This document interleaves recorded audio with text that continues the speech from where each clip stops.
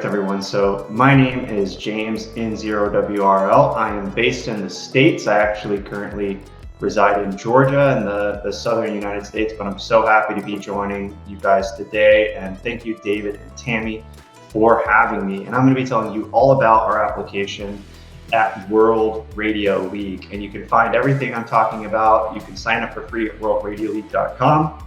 So even if everything doesn't make sense, as David said, drop those questions as I explain things today, and I'm going to definitely save some time at the end to cover questions. There's a lot in this platform, so I'm not going to be able to get to everything, but I do want to answer some questions as well, so maybe we can go deeper on some topics as we get in.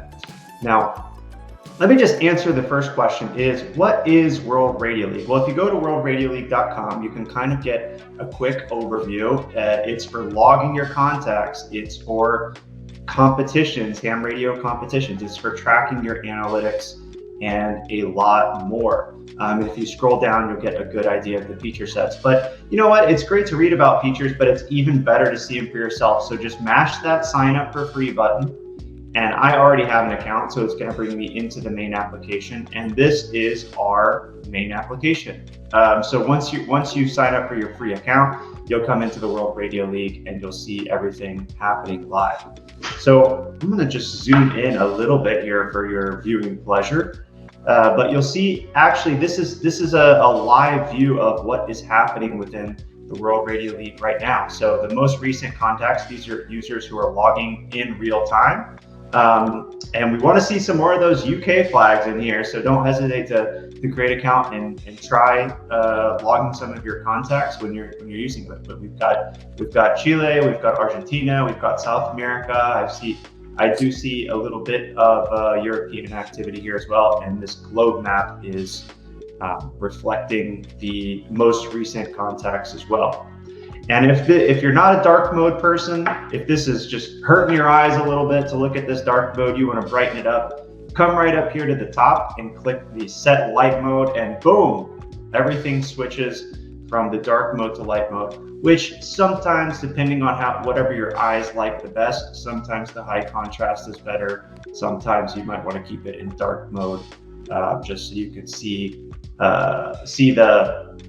for me, the dark mode is a little bit easier on the eyes.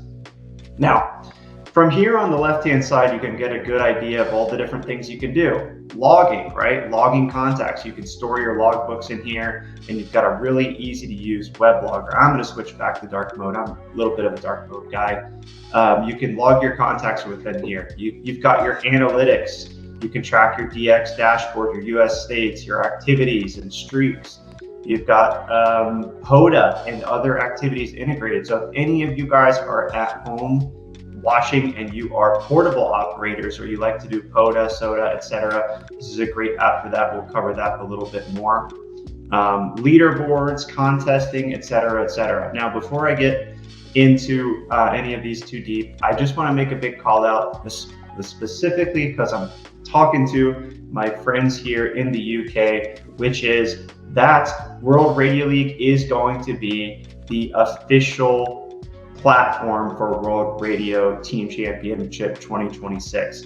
So I'll share some resources. I am going to be there, and it sounds like actually, David, I'll get to see you there as well, because I'm going to be in the UK for the event.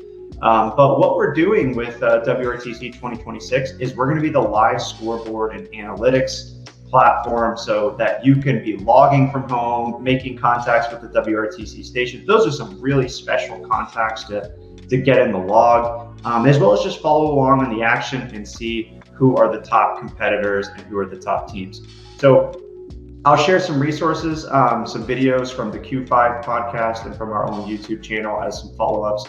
If you're specifically interested in WRTC and you want to see what that is all about, I'll make sure to follow up with that. Now, there's so much that you can do here within the platform.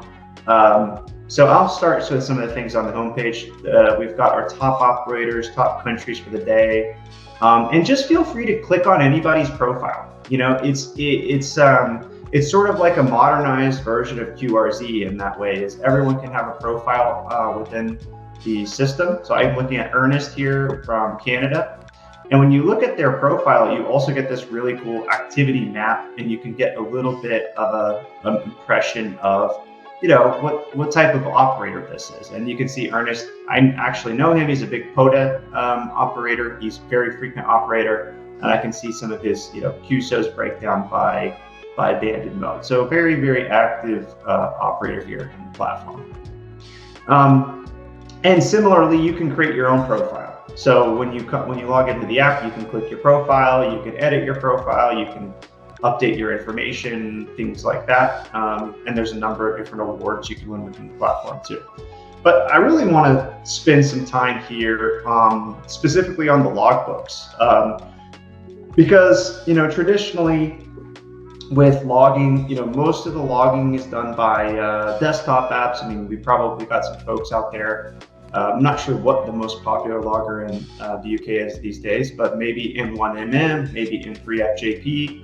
But sometimes if you're on your computer, you don't want to, you know, and you want an easy way to log that's integrated, then sometimes just having a simple web app to log those contacts works just great. So I'll come in and just create a new logbook. And I'm going to call it Norfolk test.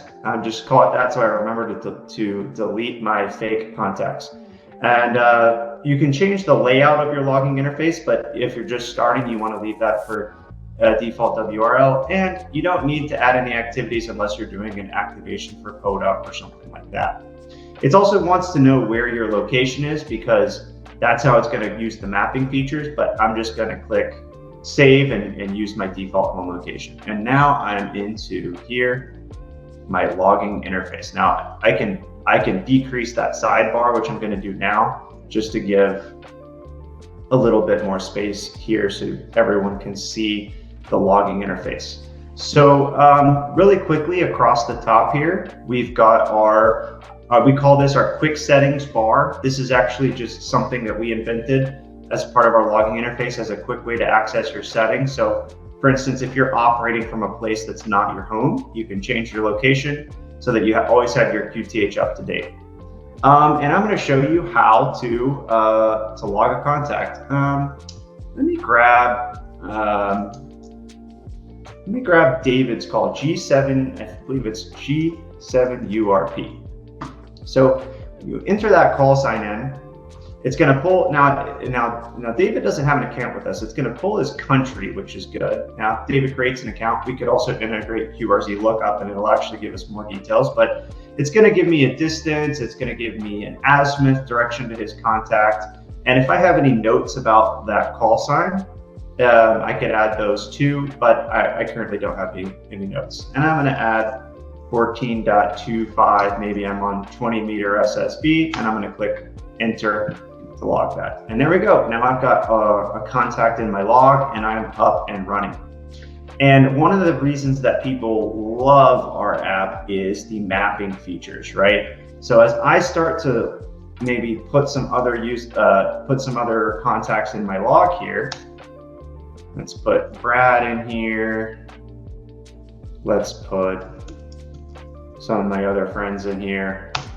It's going to start to map those contacts out and I can see exactly what I'm doing. And it also creates a really beautiful map share summary view of any one of your operations. So you can see your QSO rates, you can see your how many bands, modes, how many DX you had for that operation, et cetera, et cetera. So it creates a really beautiful map. So even as you're in your logging interface, you've got your log here, you've got your map, you've got your integrated spotting, right? So you can check your spots and double click any of those to copy it to your log.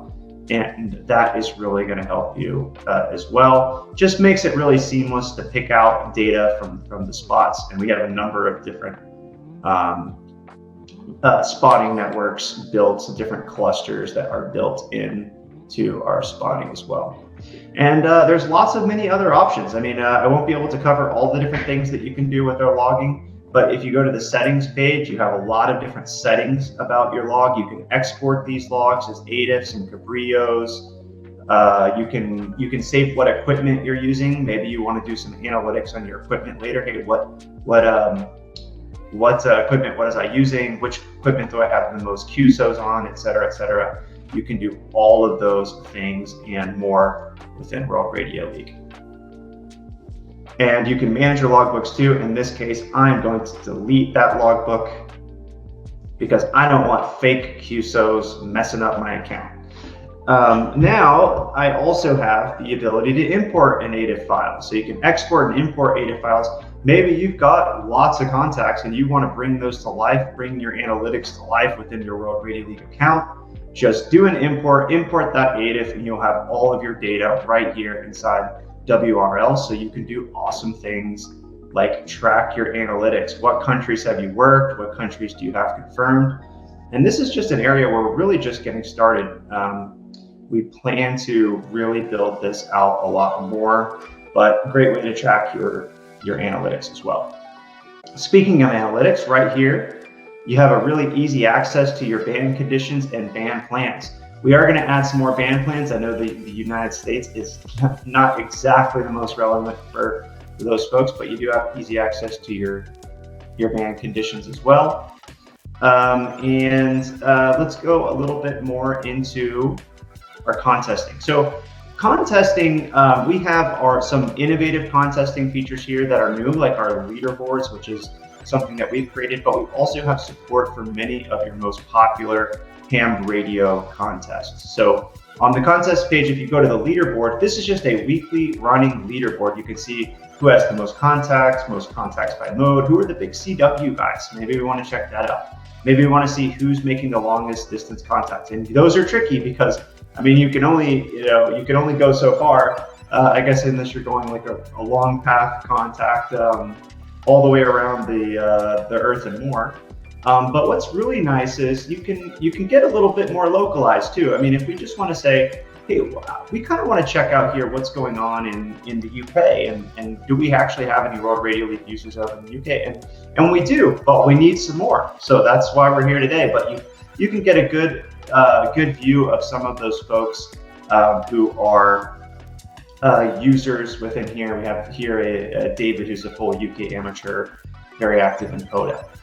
One of the things that's really nice too, when you're visiting a profile page of another user, you can add notes about that call sign. I don't know if it's ever happened to you, but it definitely happens to me that you meet somebody and you just want to remember a personal note about that person. Well, this is a private note.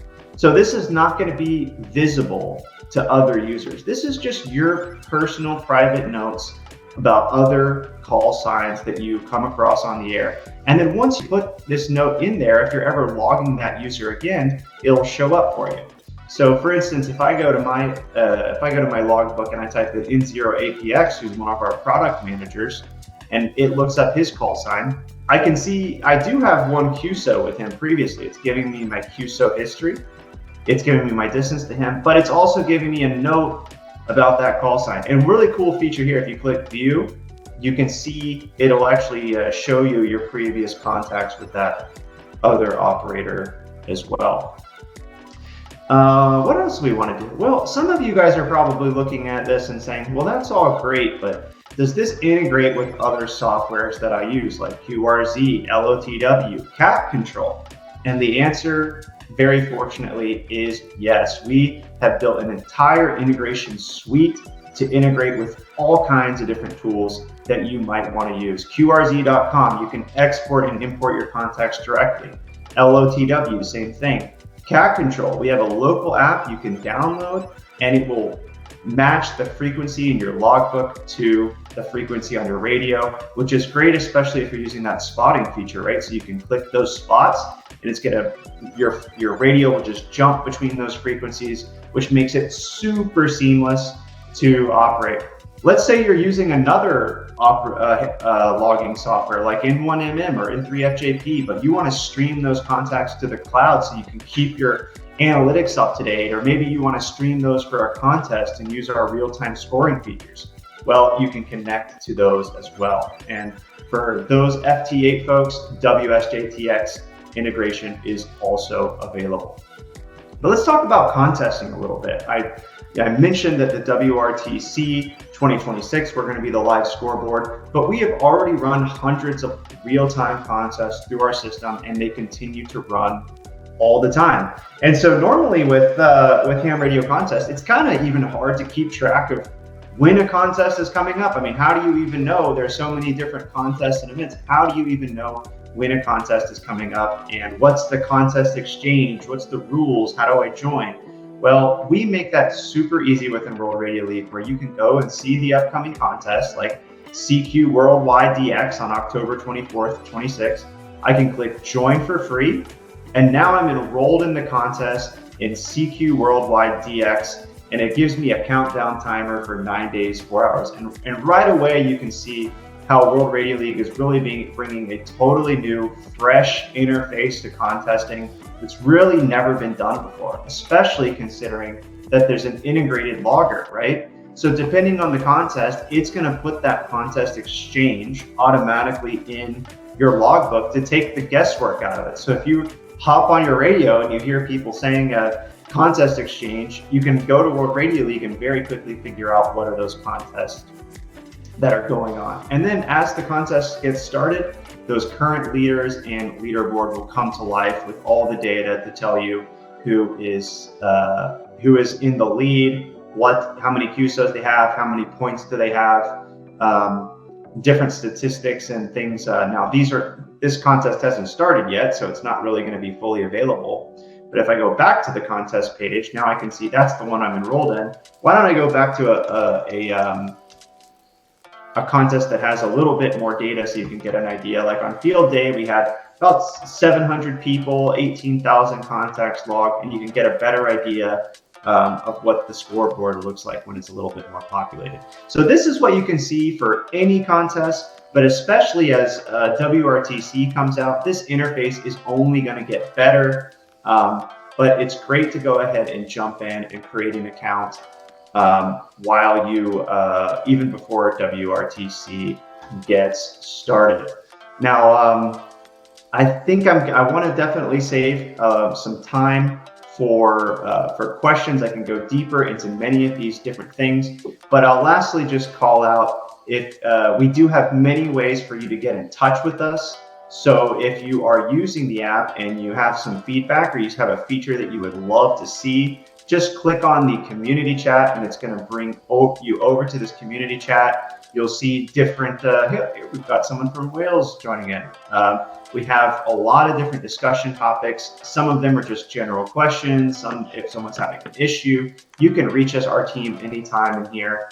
And if you ever have a bug, we have a report a bug button. We love to hear if you're having any issue, we try to respond to those generally within 24 hours and get back to you with those as well. Now, finally, this app is 100% completely free to use. You can log in, you can log contacts, you can join contests, you can create a profile. All of those things are free. But we do have a membership program. So if you love what you see, just sign up for free. But if you decide that you want to support us, we have 3 levels of support: basic, premium, or VIP, starting at $36 a year for your basic. The only real limit you'll run into as a free user is we don't allow you to import more than 10,000 contacts. You can log as many as you want, but we have found that if we just allow free members to import an unlimited number of contacts, it definitely runs up our cloud costs, and we just wouldn't be even able to support ourselves. So we rely on our members to support us, and we do have lots of advanced features and things coming as a way of saying thank you for those that decide to support us. And if you do decide to support us, we as a partner with Norfolk Amateur Radio Club, we do have a coupon where everyone from your club can get 10% off their membership with coupon code NOARC-WRL. That's NOARC-WRL. But again, I would say, please do not pressure yourself to buy the membership, or if you're not sure if the purchase is right, just sign up and have fun and use it for free. I think our goal is we want every amateur radio operator in the world to have an account and really just have fun with it. Our goal is really to bring brand new technology into amateur radio, to make it fun, to make it exciting, to inspire people who have been hams for decades or people who are just getting in to the hobby. So with that, I would love to see, David, if we had any questions during the presentation. I don't think at the moment we haven't got anything. So we've just put a little note on there, and just remind you all at home now, if you've got any questions or comments about this initiative. I've written a few things down that'd be quite nice to know. Firstly, you did say that you cover most standard export options, because obviously, although it's lovely to see new programs and new ways of doing things, a lot of people will already have some systems in place to do these things. So it will export to most of the popular programs, will it? Yeah, and that's the great thing about the ATIF standard. It's very well documented and maintained, and I'm a member of the group, the ATIF standards group as well. And so it supports import and export of those ATIFs. So everything you do within World Radio League is fully portable between all of the other major softwares. Good. Okay. Thank you. Still no questions or specifically. Maybe we could talk a little bit about WRTC though, because as I said to you, it is very much on our doorstep. We're in Norfolk, and that is very near Cambridgeshire. I think why Boston is in Cambridgeshire. It might be Bedfordshire, but they are neighbouring counties to us, so really very, very short distances away. Now, I did actually see Mark Haynes briefly at the weekend, M0DXR, who I'm sure is the person you've been speaking to probably to set this up. Can you just tell us a little bit, give us a sneak preview of what you'll be doing with WRTC? Yeah, absolutely. Me and Mark linked up in Dayton, and in 2024 actually was when we started beginning the plans. As you know, an event as big as WRTC takes a lot of planning, right? And so, first, if I could just I'll talk to the technology here a little bit. I mean, one of the biggest challenges really is getting the QSO data off of the competitors' devices without installing any invasive software on their devices. So we've devised a new software using a Raspberry Pi, where we just set up a local connection via TCP, stream that to the Raspberry Pi, but actual QSO level, not just the score, and bring that up to the cloud. So we've been working with Mark Haynes, Andy, Lee, the whole WRTC team. And what you're going to see is similar to what I was showing maybe for the CQ Worldwide DX, our interface for live contesting. You're going to see something similar to this for World Radio Team Championship, but a lot more detailed. You'll have all of the competitor teams on a scoreboard. Now, what's interesting about WRTC is you don't actually get to know who the competitors are that are running each station. They want to keep it as fair as possible. They don't want folks at home sort of making QSOs with their favorite team to try to rally or support any given team. So during WRTC, we'll have information about the competitors, but when you're looking at scoreboards, it's actually going to be just the station call sign until after the competition, where they'll actually be able to release the operators of those stations. So we'll be providing a full end-to-end solution for live scoring, which hopefully, for folks like David, will also, provide really good data for commentary. If you can see if, some of the stations are maybe battling for the lead, maybe some of the stations have, found a band opening, they've changed bands, they've changed modes, they've changed their operating strategy. We want to provide really good detailed data so that rather than just having WRTC come and go and people are looking at it weeks later, we want it to be where both commentators and hams at home can really dig in and see things happen in real time. That is going to be good. Actually, when I did see Mark briefly, and we were working all weekend on the live stream, a bit like this, but working all day. But in a short break, he showed me a video, which I now realise was possibly even you on it, showing what you were going to do. But I just hadn't made the connection, James. So forgive me. But it will be good because we'll be working together clearly on the graphics and things. Because as I said, we're running the live stream and taking video in from you probably for all the active scoring and stuff like that.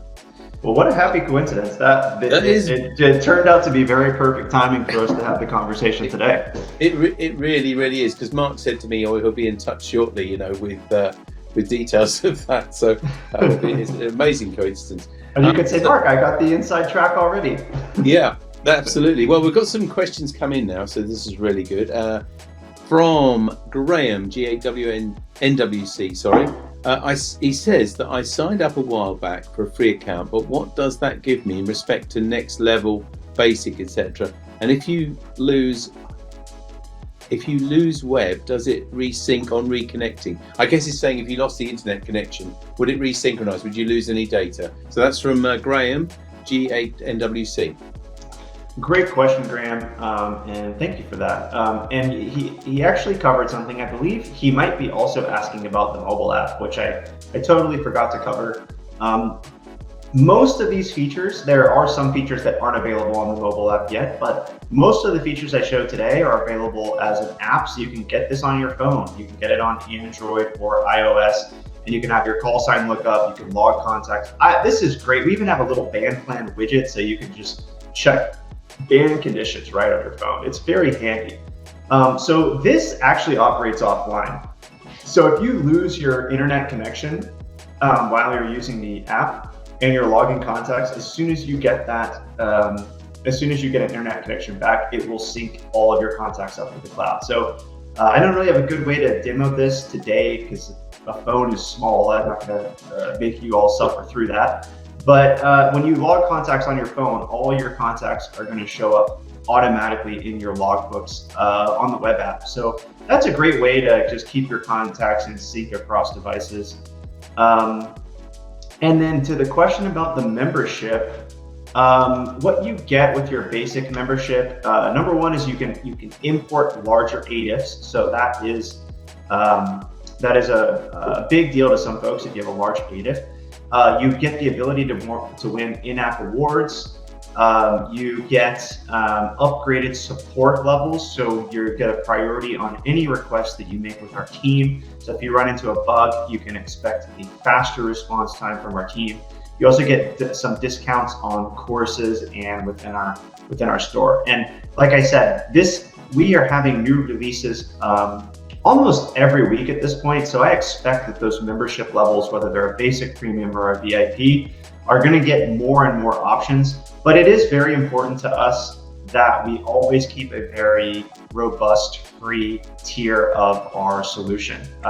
We don't plan to move away from that. It's part of our philosophy is that we don't want anyone to be excluded. And so part of the reason that people sign up for a membership, frankly, is just because they want to support the project.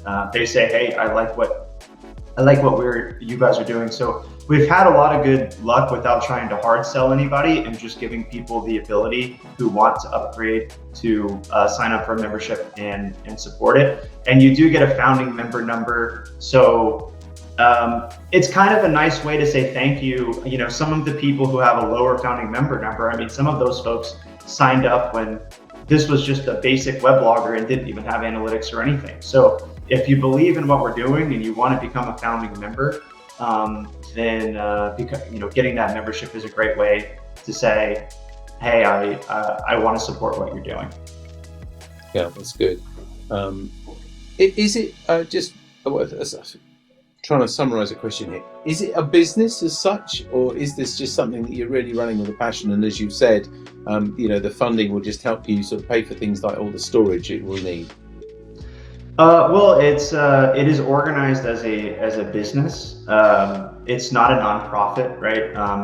I think that in general, most small organizations like mine, even though this is very much a passion project, that's basically the best way to organize the organization from a compliance standpoint. You don't want to be mixing personal and project finances and things like that. So, but it's very much a passion project. I mean, I love amateur radio. I love software development. I love design, and I can say, we're a very small, lean organization.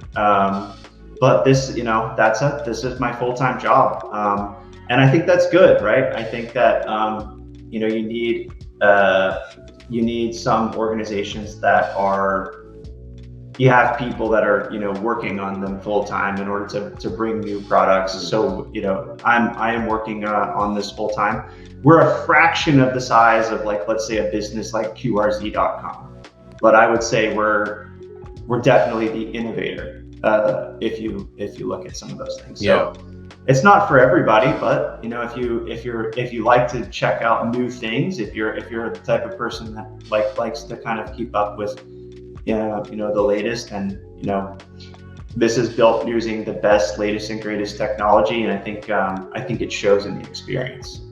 Yeah, definitely. So you just one more final thing, I think, for people, because it'd be very nice if people do adopt it. And I've actually just downloaded, by the way, onto my phone. I've just downloaded the app, so I've just got to set up a password and then I'll join it. But before people do it, are you fairly sure that you will be able to always offer a sort of free membership? Because I think what might put some people off, they put some information in, maybe they're very modest users, they set loads of things up and then suddenly think, oh, actually now we've got to pay for it, even the basic level. You're pretty committed to having a basic free level forever, are you? The basic free level will exist forever. Logging contacts within our app and basic usage will be free forever. And yeah, I wouldn't worry too much about that. I'm not going to show up to your house and steal your credit card out of your wallet or anything like that. It's just nice. It's just nice for people to understand that, isn't it, James? Before they start and before they get into it, and I'm sure you're going to do well with this. Phil M7NFV says, "Is there any way to link club memberships to accounts so the club can monitor activity during contests?" I suppose that's as much a question for us as a club as you, but do you have that on your radar as a plan for the future to be able to offer that? I mean, you nailed it. We absolutely plan for that. This has been one of our most requested features, and David, maybe even something we can partner on as we start to get a beta out. But how great would it be within, when you go to your profile to see club associations, to be able to see clubs, or when you go, having a club directory where you can see members of that club, and then even within that club, you can post information, you can run competitions specific to your club and specific to your members. Maybe if you want to see, hey, I just want to see what, how my club members are being active in the community. That is absolutely something on our roadmap, and I would say, if I had to put a date on that, I would say you're definitely going to see that within the next 3 months. A lot more club support, because we just love working with clubs, and I think that there's just something so great about having, if you're not part of a club, being part of a club, having folks that you can learn from locally and engage with locally. And we certainly love doing events like this for that reason, but we actually want to support it in the product as well. Lovely. Okay, thank you. Mike M7TTT asks, does it cater for and separate POTA, QOTA, FFOTA, etc.? QOTA. That's a new one for me.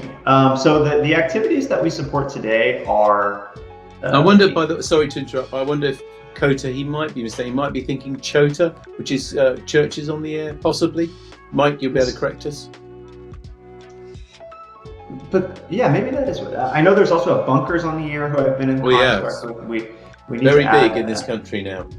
We need to add that. So today we've got POTA, WWFF, IOTA, and SOTA. We do plan on adding more of those activities into the logbook. So that's what we support today, and it'll find those activity sites, and it'll set up your logbook appropriately. It'll set your location.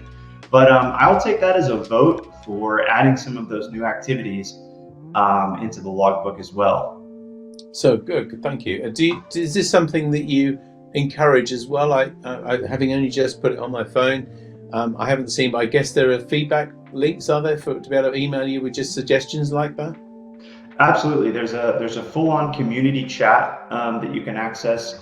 Drop a note in there. We read that stuff all the time. We also do regular live streams, generally on Monday with our product manager N0WRL on YouTube. That's a great time to stop in. We're getting we're getting just on the other side of a major database upgrade that we completed. So that the app, we actually scaled up our database in preparation for WRTC 2026, because you don't want to be doing a database upgrade, a month or 2 months before a major event. You want to do it well before. So we just upgraded to a very, very powerful database that's going to allow us to support hundreds of millions of QSOs and do very fast analytics on those. And just coming out of that database upgrade, we are about to hop into full new feature mode. So we'll be looking out for those feature requests.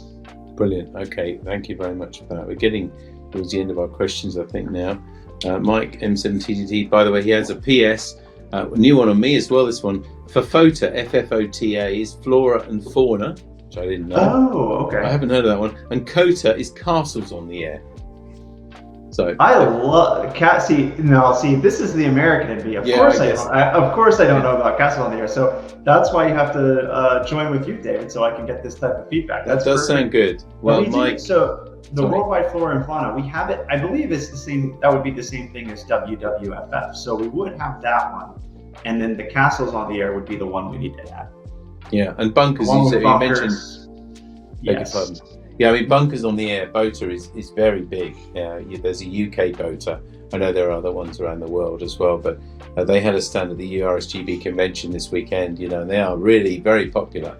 I think one of the reasons that people like that is because there isn't just 1 or 2 days with it. It's actually something that goes on all year, and there are lots of bunkers, particularly actually in this area, but as well. A nice comment for you as well, as we say, as we come to the end.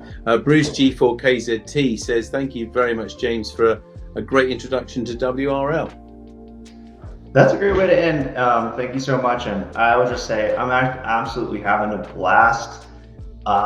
We're just having such a good time, and we are just over 40,000 users today. Wow, that's a lot. We're growing at almost 1,000 users per week, which we really started to put the strain on the other database. So it's great to see this much adoption and this much energy, and it's only going to build over the next couple months as we get closer and closer to WRTC. Definitely. Well, we'll put a link in our a newsletter this weekend, and also that discount that you kindly get. I think I might have a problem with my microphone, so Tammy just passed me a mic here to clip on. It's one of those things that happens sometimes when you're doing something live. But anyway, yeah, we'll be putting a link on our website for that, and also for the kind discount that you've offered members as well if they want to pay and join as well. But James, thank you very much indeed for this really good insight tonight. I look forward as well to working with you probably in the not too distant future, start talking about what's going to happen for WRTC next July. But for now, thank you very much indeed for joining us. Thank you, David. It's been a pleasure, and I appreciate your partnership. Certainly. Thank you very much, James. 73.